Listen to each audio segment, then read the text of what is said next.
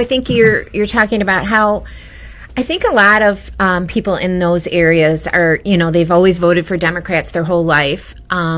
And they have this preconceived notion that Republicans don't care about people that are lower income or middle income, that we're all about big business.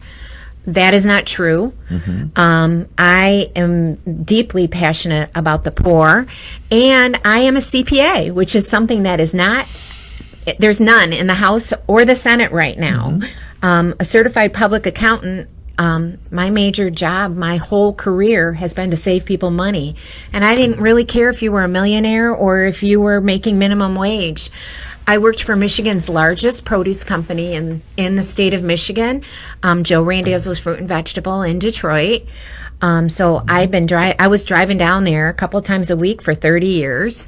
And my experience down there gives me a broad view of what it's like to deal with the state, the feds, the city of Detroit, and I have a lot to say about that. I bet you do. Yes. And you mentioned the poor.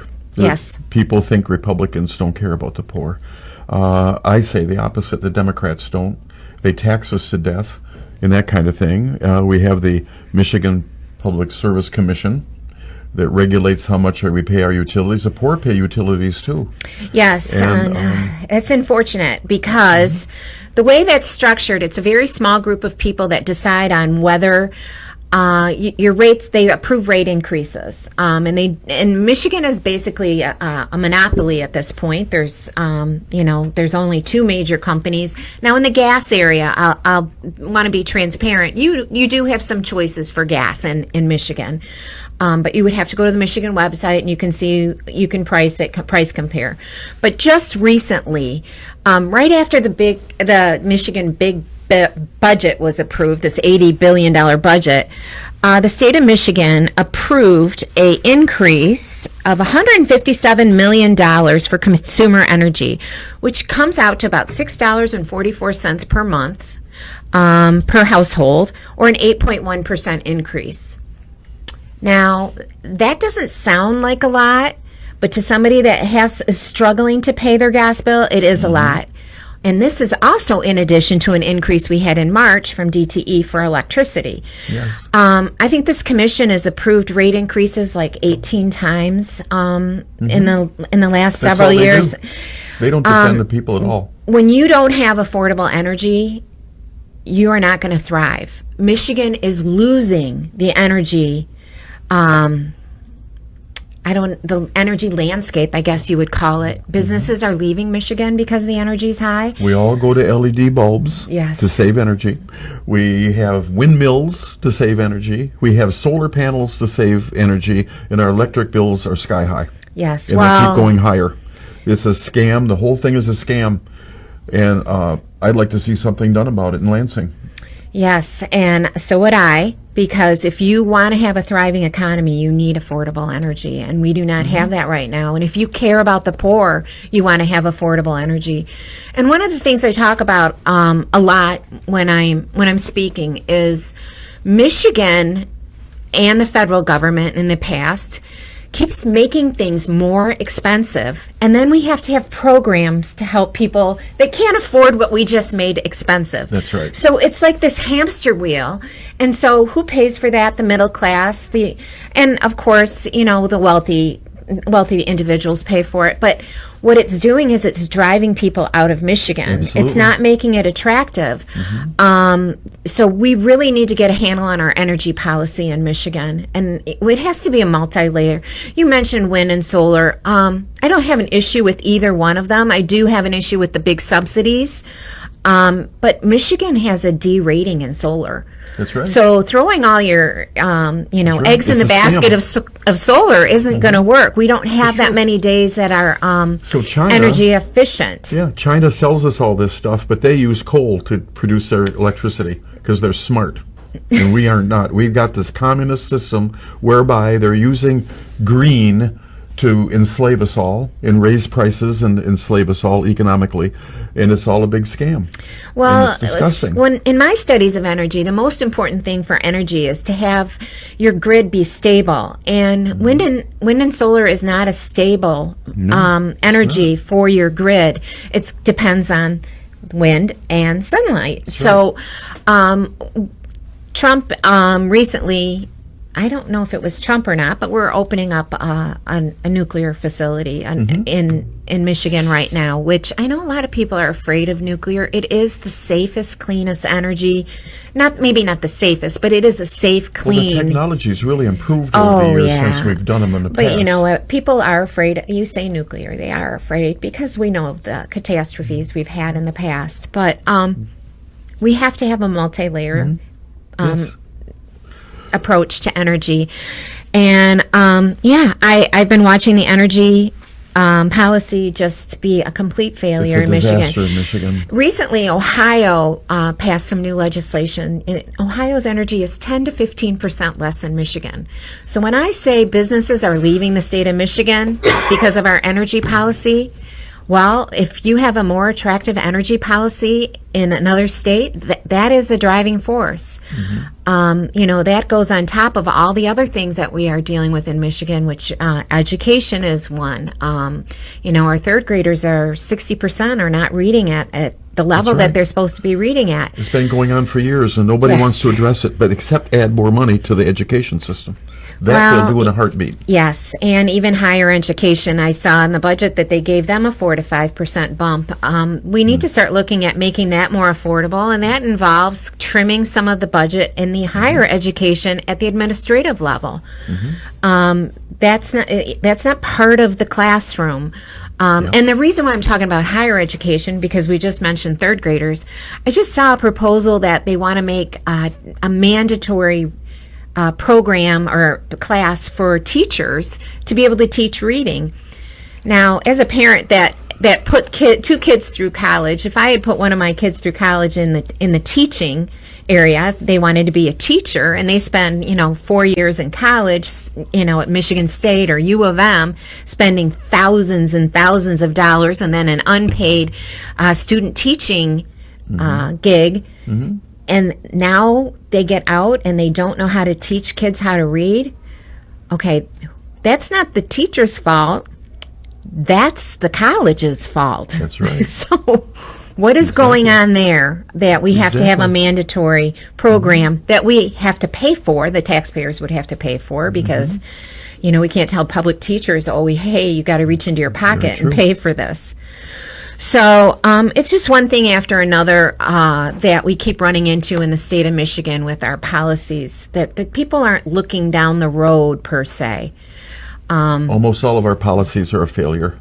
We've got such a government in Michigan, it's unbelievable. Well, and I was happy to see that the budget did trim back the MEDC, because that has been one of the biggest failures. I just read the other day that this one company that they gave $70 million to is wrapping things up, and again they're going to close shop, walking away with the money. Our money. Yeah, or they just lose it. But what's interesting about this company, it's a battery company, is the state of Michigan already gave the same guy that owns this company, which it was under a different company name before, they gave him $70 million last time, but a couple years ago they gave him $140 million.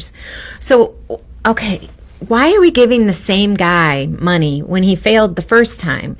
The MEDC is just not good at picking winners or losers. No, because it's not about that. It's all about socialism. It's about control. It's about sucking as much out of the economy as you can. And it's a crying shame. It should be outlawed and banned and gotten rid of along the Economic Development Corporation. Is terrible. Always has been. And our business policy in general, for example, now I'm not a cannabis user, but it is legal in Michigan right now, and the new budget is using a new tax on cannabis to fund the roads, and the cannabis industry right away is challenging this. But one of the things that I didn't like about the tax structure of the cannabis industry in general was they had this revenue sharing that they do with municipalities. Now, I don't know what it was for 2014 24, but the year before, maybe it was 23, every single cannabis store that had a license with Michigan got a revenue sharing from the state of like $90,000. So why didn't they pull that back? Because we don't pay bakers. We don't give them money to open up a bakery. No, we don't. We don't give restaurants money to open up a restaurant. But we were giving marijuana stores money for opening up a marijuana store. We were rewarding the municipalities, which is basically incentivizing cities and townships to open up marijuana businesses because then they can get this extra revenue. We're number one in the country now in cannabis consumption. That's nothing to be proud of. Nope, not at all. But the way we're taxing it is not, it's not appropriate either. We're treating it like this special business.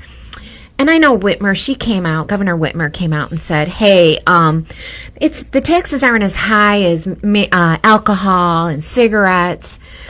I mean, is this what we're betting on? Is taxing everything? Yep.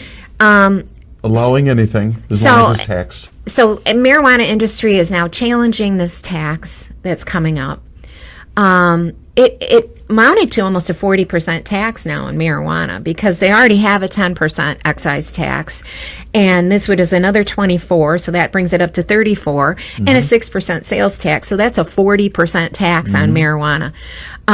This kind of attack on a business, which again, I can't believe other businesses didn't stand up because you'd think they'd all be mad.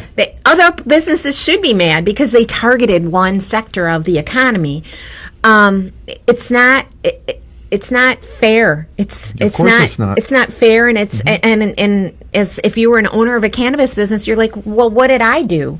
Because it's a sin tax. And members of the Michigan House and Senate have no clue about all of these issues.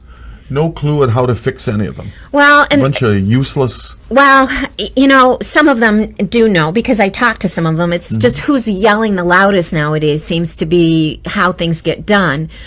They did include in the budget no tax on tips, no tax on overtime. I'll probably be posting some information about those two issues because it's not just everybody. You can't say, I don't work for pay anymore, just tip me. There's certain segments of society that it applies to, and there's rules, but it's just going to follow the rules of the federal government.